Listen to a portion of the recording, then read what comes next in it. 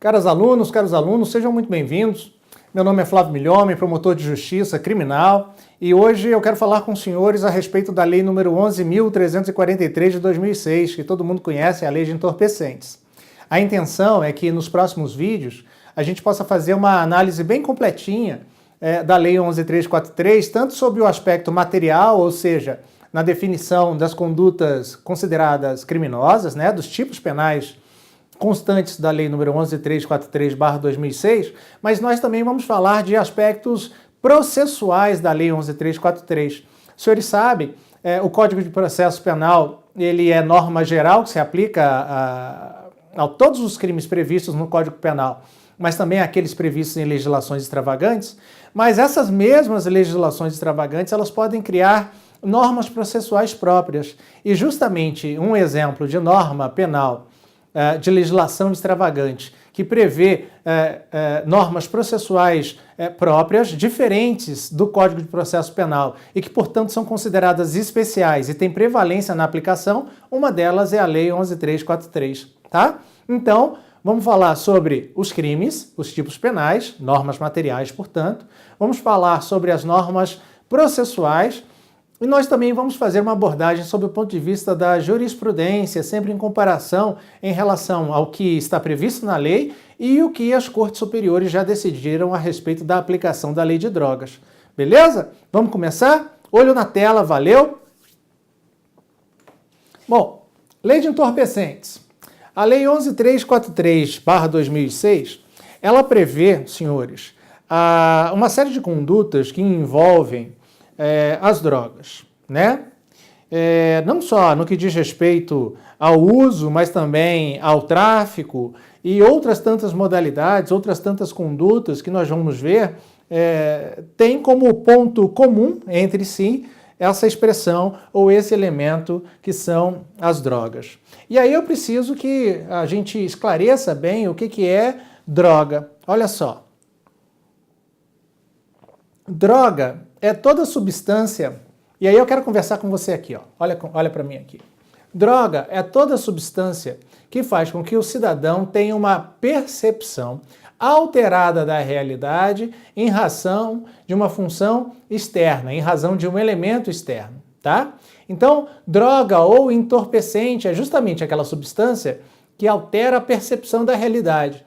As coisas ficam cor-de-rosa, as coisas ficam rodando, as coisas ficam verdes e o cidadão começa a ver objetos que não voam voando, o sapo falando, etc, etc. Tá, beleza.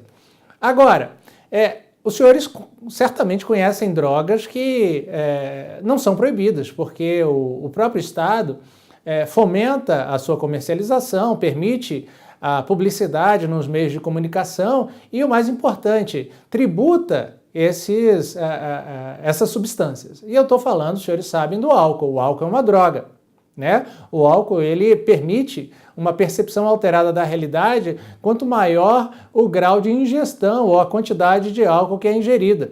Tudo bem? Nicotina pode ser considerada como droga? Pode ser. A nicotina, ela calma o cidadão que faz uso, né? Mas nem por isso ela é proibida, ela é tributada. Bom, e o que eu devo considerar como droga para fins de aplicação da Lei número 11.343/2006? É a droga proibida. Então, nós temos que entender que existem drogas que são lícitas e existem drogas que são proibidas. O legislador, quando fala na aplicação da Lei 11.343/2006, ele se refere única e exclusivamente às chamadas drogas proibidas. E aí você me pergunta, professor, como é que eu vou saber quais são as drogas proibidas? O que eu posso usar e o que eu não posso usar? O que ensejará a minha responsabilização penal. E aí, senhores, eu vou fazer e tratar de um assunto bastante interessante com os senhores, que é a chamada norma penal em branco. O que é a norma penal em branco? A norma penal em branco é um instituto de direito penal que pressupõe que uma determinada norma incriminadora, né, uma norma negativa, portanto, incriminadora, ela só tem o seu sentido completado a partir da junção de uma outra norma.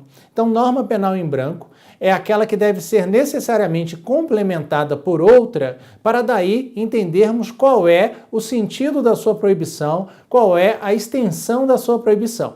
E um exemplo de norma penal em branco é o crime de porte para uso de substâncias entorpecentes, é o crime de tráfico de drogas. Por quê? Porque embora o legislador, na Lei nº 11.343/2006, se refira a drogas, quem vai definir o que é droga, senhores, é uma portaria da Anvisa, da Agência Nacional de Vigilância Sanitária. É a portaria número 344, 344/98 da Agência Nacional de Vigilância Sanitária. Essa portaria, ela vem anualmente sendo atualizada para que a relação de drogas proibidas estejam de acordo com a realidade da vida, de acordo com as drogas que são consumidas ou conhecidas de maneira mais comum pelas autoridades, porque empregadas na sociedade, empregadas em festas, empregadas ordinariamente na vida da comunidade. Então, repisando, norma penal em branco é aquela norma cujo sentido aparece a partir da complementação dessa norma por outra. A maioria dos crimes constantes da Lei nº 11.343/98 é composta de normas penal em branco. Por quê? Porque o sentido da proibição decorre da junção da Lei 11.343/98 com a portaria número 344/98 da Anvisa. E é por isso que nós podemos classificá-la como uma norma penal em branco heterogênea. O que é uma norma penal em branco heterogênea? É aquela cuja norma complementar advém de fonte diversa da norma penal complementada. Por que ela é heterogênea? A norma penal constante da Lei nº 11.343/2006, ela tem origem onde? Os senhores sabem que, pelo princípio da legalidade, toda norma penal incriminadora, ela deve ser fruto de processo legislativo oriundo do Congresso Nacional.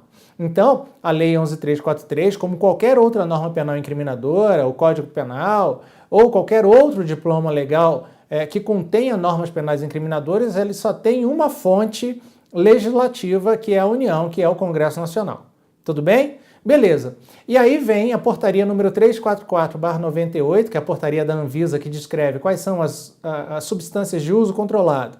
E para o que nos interessa, aquelas substâncias que são proibidas, proscritas em todo o território nacional, ela vem da Anvisa. E a Anvisa é uma agência que integra a administração direta do Estado, o Poder Executivo, portanto, tá bom? Então nós temos uma norma penal, oriunda do Congresso Nacional, que é complementada por uma norma de natureza administrativa, que é oriunda do Poder Executivo. Por isso que as leis ou os tipos penais constantes da Lei nº 11.343/2006, desculpem, são normas penais em branco heterogêneas. Beleza? Então, volta para a tela.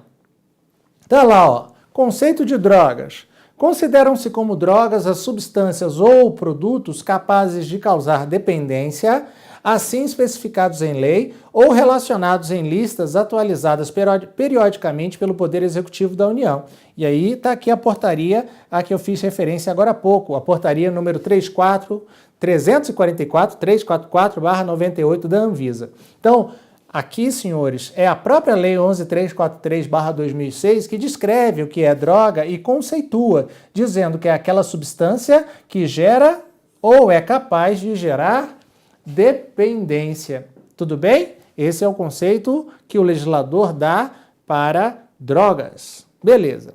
Agora que nós já vimos o que são as drogas e onde é que eu encontro a lista de drogas proscritas em todo o território nacional, proibidas em todo o território nacional, que é a portaria número 344/98, agora a gente vai falar sobre os crimes, tá? Vamos começar pelo crime previsto no artigo 28 da Lei 11.343, que é o crime de porte para uso. Olha só o que eu estou falando.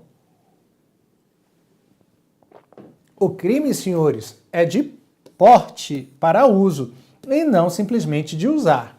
Vamos lá, vamos ver qual é o texto do artigo 28, ou, como os senhores devem saber, qual é o texto do preceito primário da norma penal incriminadora constante do artigo 28.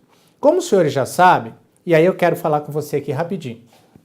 Como os senhores já sabem, preceito primário de uma norma penal incriminadora é a descrição que o legislador faz da conduta proibida em todos os seus elementos. Elementos objetivos, elementos subjetivos, elementos normativos. Elementos objetivos, desculpem, ou materiais, são aqueles elementos que dizem respeito ao modo de realização da conduta, à descrição da própria conduta, ao meio como essa conduta é realizada, ao produto do crime, etc, etc, etc. Os elementos de natureza subjetiva, que integram esse preceito primário, dizem respeito à vontade. É dolo, é culpa, é dolo mais culpa, no caso dos crimes pré-dolosos. E os elementos normativos são aqueles que agregam conceitos de natureza cultural ou jurídicos que permitem a compreensão da extensão da conduta que é considerada proibida, tá? Isso, então, é preceito primário. Toda norma penal incriminadora tem um preceito primário que consta do caput do artigo. É aquela descrição que o legislador faz no caput do artigo, tá? Então, vamos voltar lá para o artigo 28 na tela. E o preceito primário do artigo 28, que é esse crime de porte para uso, tem a seguinte redação: quem adquirir, guardar, tiver em depósito, transportar ou trouxer consigo para consumo pessoal drogas sem autorização ou em desacordo com determinação legal ou regulamentar, será submetido às seguintes penas: 1. Advertência sobre os efeitos das drogas, prestação de serviços à comunidade, medida educativa de comparecimento a programa ou curso educativo. Olha só. O legislador, no artigo 28, no preceito primário do artigo 28, ele diz o seguinte: quem adquirir, guardar, tiver em depósito, transportar ou trouxer consigo. Olha só, o legislador descreve várias condutas que, ao serem descritas no preceito primário, devem ser interpretadas como condutas proibidas, tá? Então, o legislador descreve quais são as condutas proibidas. E aí, vamos contar comigo? Adquirir, 1. Guardar, 2. Ter em depósito, 3. Transportar, 4. Ou trouxer consigo, 5. Senhores, são 5 as condutas proibidas: a aquisição, a guarda, o depósito, o transporte ou a deambulação, o trazer consigo substância de uso proscrito, substância de uso proibido e qualificado como droga. O fato de o artigo 28 trazer uma pluralidade de condutas proibidas significa que esse tipo penal do artigo 28 é considerado um crime complexo. Crime complexo ou crime de conteúdo múltiplo ou variado. Deixa eu anotar para você aqui, ó. Vou anotar aqui para você não esquecer, tá bom? Ó, crime complexo ou crime de conteúdo múltiplo ou conteúdo variado. Olha aqui para mim, vamos conversar, nós dois. Crime de conteúdo múltiplo, ou conteúdo variado, ou crime complexo, é aquele que é composto no seu preceito primário por uma pluralidade de condutas proibidas, ou seja, uma pluralidade de verbos, tá? Esse exemplo é um dos exemplos. O artigo 28, portanto, é um exemplo de crime complexo ou de conteúdo múltiplo ou variado. E aí chega uma questão bastante interessante. Professor, adquirir é proibido. Guardar é proibido, transportar é proibido, né? Trazer consigo é proibido. E se o cidadão adquire e guarda, ele deverá ser responsabilizado 2 vezes pelo crime do artigo 28? Não. É aí que entra a questão interessante do crime complexo. Quando o cidadão viola uma das condutas, ainda que ele viole outras tantas presentes no tipo penal, por exemplo, ele adquire e guarda, adquire e transporta, a segunda conduta, ela não representará novo crime, porque com a primeira conduta, o cidadão já violou o bem jurídico tutelado. E o bem jurídico tutelado, no caso das drogas, dos entorpecentes, é a saúde pública, é a incolumidade pública, tá? Então, se ele adquiriu, pronto, a partir daí, entre aspas, ele já faz jus, ele já tem direito à pena prevista para o crime. Professor, e se ele adquire e guarda? Essa guarda, ela é considerada como mero exaurimento da conduta delitiva. Não significa que ao cidadão será aplicada a pena 2 vezes porque ele realizou 2 condutas proibidas. Não. A ele será aplicada a pena uma única vez, porque com a primeira conduta ele violara o bem jurídico tutelado e o juiz poderá levar em consideração a realização de outras condutas proibidas que encontram previsão no tipo como forma de maior censurabilidade, ou seja, o juiz poderá aumentar a pena desse cidadão. Tá bem? Espero que esteja entendido. Vamos voltar lá para a tela? Então, tá lá. Adquire, guarda, traz consigo, transporta. E aí, senhores, olha uma questão bastante interessante. Para consumo pessoal. Olha a finalidade específica do cidadão. Essa finalidade específica é chamado dolo subjetivo do injusto, ou elemento subjetivo do injusto. Por quê? Porque o tipo penal, nós não devemos ter dúvida em relação a isso, ele é doloso, não é verdade? Ninguém pode ser responsabilizado pelo crime constante do artigo 28 a título de culpa. Aliás, a propósito, o legislador, quando ele descreve uma conduta e não diz nada a respeito do elemento subjetivo do tipo, a qual conclusão a gente deve chegar? É que esse tipo penal ele é doloso. Então, em regra, todo tipo penal é doloso. Ele só admitirá a punição a título culposo se o legislador especificamente fizer referência à culpa. Como o legislador no artigo 28 não fala nada de culpa, a conclusão que a gente chega é que o crime ele é exclusivamente doloso. Beleza? Ótimo. Agora, além do dolo, eu tenho que ter o chamado elemento subjetivo do injusto, ou dolo específico. O cidadão ele tem que adquirir para consumo pessoal, ele tem que transportar para consumo pessoal, ele tem que trazer consigo para consumo pessoal, tá bom? Então, essa é a conduta proibida.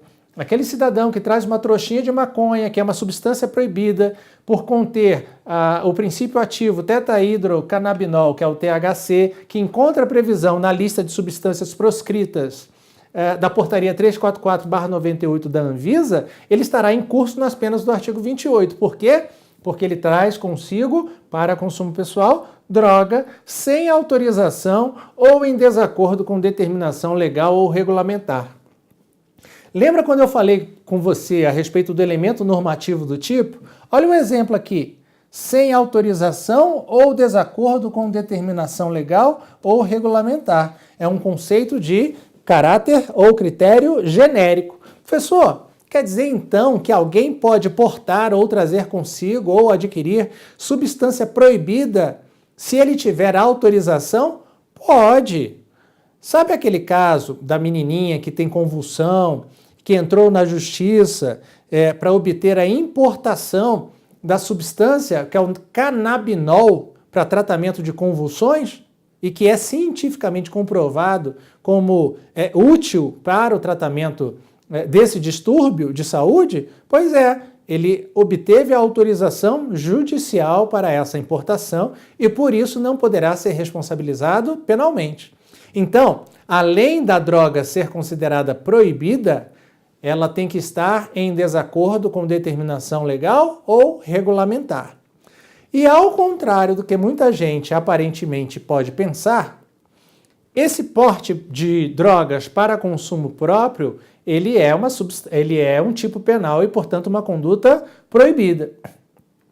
O legislador, quando editou a Lei nº 11.343/2006, e aí eu quero conversar com você aqui um pouquinho, quando o legislador editou a Lei nº 11.343/2006, substituindo a Lei 6368/76, ele não descriminalizou a conduta do porte para uso de substâncias entorpecentes, mas ele despenalizou essa mesma conduta.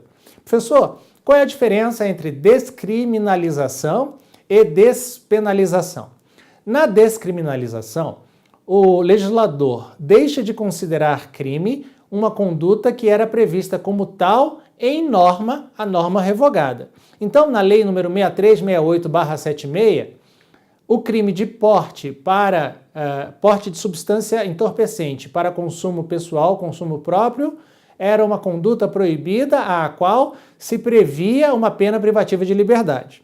Na lei número 11343/2006, essa conduta continua sendo proibida. Ela continua sendo considerada uma conduta criminosa. Mas o legislador entendeu que a finalidade pretendida, que era desestimular o consumo de drogas, ela seria alcançada pela utilização de uma medida alternativa, de uma pena alternativa à pena privativa de liberdade. E foi por isso que o legislador não mais previu, como consequência do crime de porte para uso de substância entorpecente, a pena privativa de liberdade. E quando ele deixa de considerar necessária a pena privativa de liberdade para prever tão somente penas restritivas de direito ou, eventualmente, até mesmo a pena de multa, o que ele faz é despenalizar a conduta e não descriminalizar. Porque o fato era crime e continua sendo crime. Há uma sucessão de leis penais no tempo. Era crime com a 6368, continua sendo crime com a 11343. Mas a partir do momento em que há pena privativa de liberdade na 6368 e não mais há essa mesma pena privativa de liberdade na 11343, o que ocorre é uma despenalização. Espero que você tenha entendido direitinho, tá bom? Vamos lá para a tela. Então, quais são as consequências da verificação da conduta proibida descrita no artigo 28, no caput? Advertência sobre os efeitos das drogas, ou seja, o cidadão comparecerá a uma palestra onde lhe será esclarecida quais são as consequências danosas à sua saúde decorrentes do uso de substâncias proibidas. Prestação de serviços à comunidade, que os senhores já conhecem por conta de ser uma das penas mais comuns aplicáveis na Lei 9.099/95, nos juizados especiais criminais, né? E, por fim, medida educativa de comparecimento a programa ou curso educativo, o que significa dizer que o cidadão tem que comparecer a um curso, né, para se inteirar acerca dos danos que a droga provoca no organismo, e para que ele seja um agente transformador da sociedade, no sentido justamente de propagar essa política pública que é o desestímulo à utilização de drogas proibidas. Beleza? Então, artigo 28, porte para uso. Tá? Ninguém pode ser responsabilizado pelo uso. Alguém pode ser responsabilizado pelo porte para uso, porque as condutas proibidas, a conduta proibida não é usar. A conduta proibida é adquirir, guardar, ter em depósito, transportar ou trazer consigo. Entendido? Ótimo. Vamos ao próximo tipo penal. O mesmo artigo 28, ele traz a previsão do plantio para consumo próprio como sendo uma conduta proibida. O que é o plantio para consumo próprio? Enquanto no caput do artigo 28 o legislador fala em transporte, aquisição e trazer consigo, esclarece no parágrafo 1º desse mesmo artigo que quem também com a finalidade de consumo pessoal, ou seja, a finalidade não é de vender, a finalidade é de plantar a sua maconha, por exemplo, para consumo próprio, ou esse cidadão que semeia, e aí estão as condutas proibidas, semeia, cultiva ou colhe plantas destinadas à preparação de pequena quantidade de substância, e aí a gente tem também esse elemento objetivo, né, que na realidade traz um cunho de subjetividade, porque é o juiz que vai entender se a quantidade é pequena ou não, a preparação de pequena quantidade de substância ou produto capaz de causar dependência física ou psíquica. Essa situação é uma situação que normalmente ocorre naquele cidadão usuário de maconha, por exemplo, que tem no interior da sua casa ou apartamento uma estufa onde ele cria uma planta, né? E essa planta produz folhas que contêm o princípio ativo THC e esse cidadão vai fazer o uso próprio dessa substância, tá bom? Isso importa também em uma conduta proibida e é descrita como crime no artigo 28, parágrafo 1º. plantio para consumo próprio, que importa na proibição de semear, cultivar ou colher plantas destinadas à preparação de pequena quantidade de substância ou produto capaz de causar dependência física ou psíquica. Beleza? Vamos ao próximo tipo penal. Não, antes disso, vamos esclarecer quais são os critérios que o juiz, o capa-preta, ele deve adotar para definir se aquela substância que for apreendida é uma substância destinada a consumo próprio ou é uma substância destinada ao comércio ilegal. E comércio ilegal, nós sabemos, é justamente o que caracteriza o chamado tráfico de drogas. Então, o artigo 28, parágrafo 2º, esclarece: para determinar se a droga destinava-se a consumo pessoal, o juiz atenderá à natureza e à quantidade de substância apreendida, ao local e às condições em que se desenvolveu a ação, às circunstâncias sociais e pessoais, bem como à conduta e aos antecedentes do agente. Então, deixa eu esclarecer uma questão para vocês. Imagine que um cidadão seja abordado na rua por apresentar uma atitude suspeita por uma guarnição da Polícia Militar e com ele seja encontrada a quantia de 10 gramas de maconha. O juiz pode muito bem considerar, se não houver outros elementos que indiquem que esse cidadão está traficando, que essas 10 gramas são para o uso pessoal, são para a confecção do cigarro de maconha para esse cidadão. Agora, e se o cidadão que é abordado com 10 gramas de pedras de crack? Pedra de crack, 10 gramas, é muita coisa. E a gente sabe que o usuário, ele compra uma pedra para consumo. 10 gramas são várias pedras. Isso já indica, por si só, a quantidade da droga apreendida e a quantidade e a massa dessa droga apreendida, por si só, já indica, são indícios, portanto, de que esse cidadão se dedicava ao tráfico de entorpecentes. Daí porque o artigo 28, parágrafo 2º, ele estipula que o juiz atenderá à natureza e à quantidade da substância apreendida, local e condições, para esclarecer se se trata de consumo ou se trata de tráfico. Tá bom? Beleza pura. Agora, vamos falar um pouquinho sobre a questão da duração das medidas alternativas, ainda em referência ao crime do artigo 28, que a gente sabe que é o crime de porte para uso de substâncias entorpecentes proibidas. Então, o parágrafo 3º do artigo 28 descreve da seguinte maneira: as penas previstas nos incisos 2 e 3 do caput deste artigo serão aplicadas pelo prazo máximo de 5 meses. E aí, eu vou voltar com você, só para você se lembrar do que se refere, ou a que se refere, os incisos 2 e 3. Então, volta comigo aqui, ó. Olha lá, ó. Incisos 2, prestação de serviço à comunidade. E inciso 3, medida educativa de comparecimento a programa ou curso educativo. Tudo bem? Prestação de serviços e programa ou curso educativo. Duração. Qual é o prazo máximo dessa prestação de serviços ou desse curso, né, que o cidadão deverá fazer? 5 meses. É o que o legislador estipula. Ele deverá ou poderá prestar serviços por um prazo de 5 meses ou deverá atender a um curso pelo prazo máximo de 5 meses. Só que o legislador também prevê a questão daquele usuário contumaz, o cidadão que durante várias vezes ao longo do mês ou ao longo do semestre, ele é pego pela polícia e levado à presença da autoridade judiciária para se explicar do porquê ele estar trazendo consigo uma determinada quantidade de drogas para consumo próprio. Está aqui no parágrafo 4º, ó.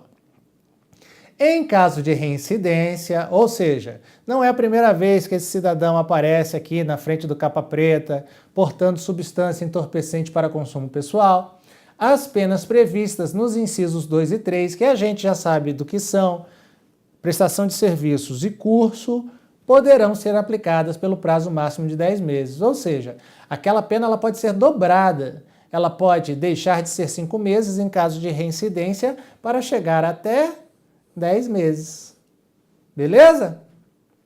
Bom, agora o legislador também prevê no artigo 28 algumas medidas de convencimento, o que significa dizer que aquele cidadão que fora condenado a pena de prestação de serviços ou advertência ou a frequência num curso, ele poderá ser convencido mediante um determinado meio de constrangimento, mas um constrangimento legal, que faça com que ele cumpra a pena alternativa que lhe é aplicada. E aí o legislador, no artigo 28, parágrafo 6º, assim afirma: para a garantia do cumprimento das medidas educativas a que se refere o caput, nos incisos 1, 2 e 3, ou seja, advertência, prestação de serviços e curso educativo, a que injustificadamente se recuse o agente, poderá o juiz submetê-lo sucessivamente à admoestação verbal. O que é a admoestação verbal? É a apagação de sapo, né? O cidadão, ele é advertido com o dedo em riste, né, de que ele deve tomar juízo e que deve parar de dar trabalho para o Estado, tá bom?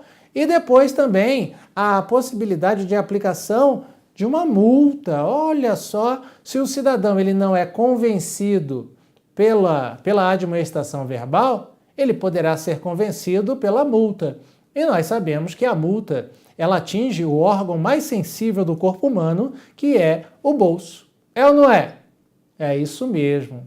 Então, senhores, nós encerramos esse nosso primeiro vídeo tratando especificamente da Lei 11.343/2006 no seu tipo penal do artigo 28, que é o crime de porte para uso pessoal.